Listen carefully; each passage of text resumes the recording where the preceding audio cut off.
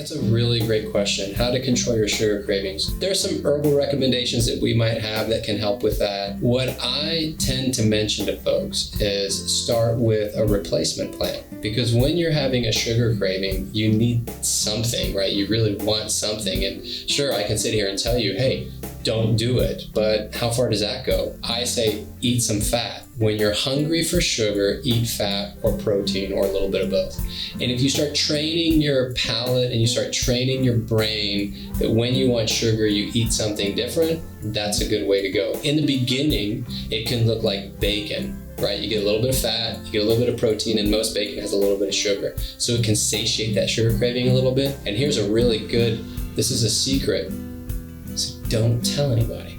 Refrigerate a can of full-fat coconut milk, like overnight. Then open the can, scoop out the fat, throw a little bit of monk fruit or a little bit of stevia, a little bit, and a little bit of vanilla, and whip it like whipped cream, and have that. That can be very satiating to resolve a sugar craving.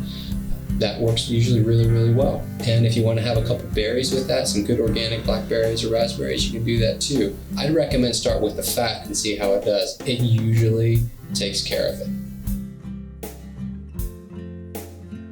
That whole fat is bad for you idea was an idea that came from a doctor in reaction to President Eisenhower's heart attack. It was found that he had clogged arteries, and arteries get clogged with cholesterol.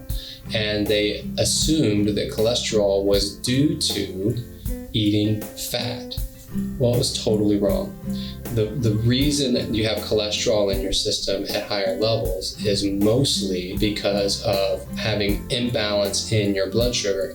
And then your liver goes to heal up the damage done by an insulin-rich blood circulation in the cardiovascular system. And you end up having this cholesterol that leaves the liver and does the patchwork, and then it ends up creating an occlusion or a blockage.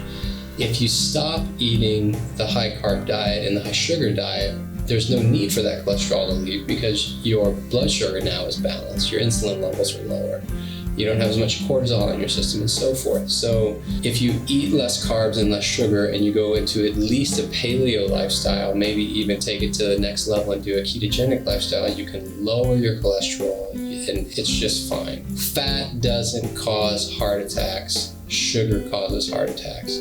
That's basically the gist. We were taught wrong. We were taught this idea from the 50s forward, and it got real popular in the 70s, and it was low-fat everything, and obesity has shown itself as the result of bad information. So that's it. We were taught wrong. And you know what? The information's always been there to teach us right. It just wasn't popular. I hope that helps.